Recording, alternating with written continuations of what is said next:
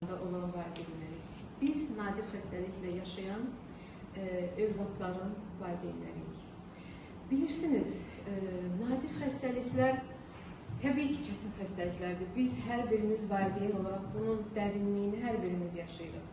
Amma adlar fərqlidir, görürsün. Bugün bu masa ətrafında toplaşan valideynlərin hamının uşağı nadir qeyd xəstəlikdən əziyyət çəkir. Amma adlar, gedişat fərqlidir, düzdürmü? Amma hisslər eynidir. Düzdür. Hər kəs eyni hiss edir. Niyə mənim uşağım? Necə olacaq mənim uşağımın sonu?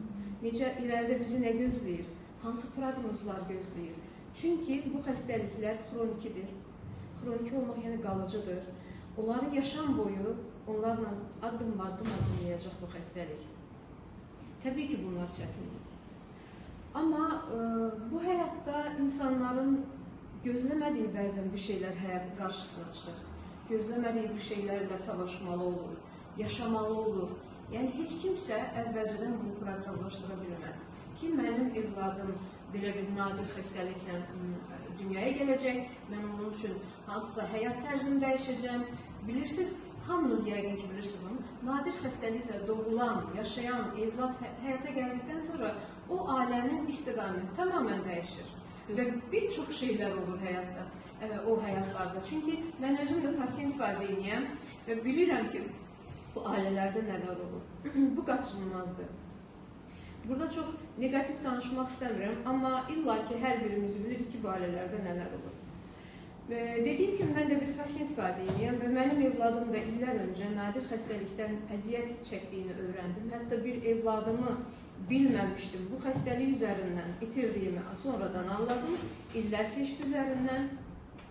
Və mənim qızım Fatıma 2011-ci illərdə, 10-11-ci illərdə diaqnozla kistozifibrozu diaqnozu aldıqdan sonra və mən o zaman başa düşdüm, əslində həyat nədən ibarətdir? Ən azından mənim həyatım necə bir mənalanır, necə bir istiqamət götürür, nələr edə bilərəm, necə yaşada bilərəm və qarma-qarışıq illər birdən-birə olmadı. Yəni, birdən-birə mən təşkilat rəhbəri gəldim, oturdum, bu işləri gördüm, bu deyil.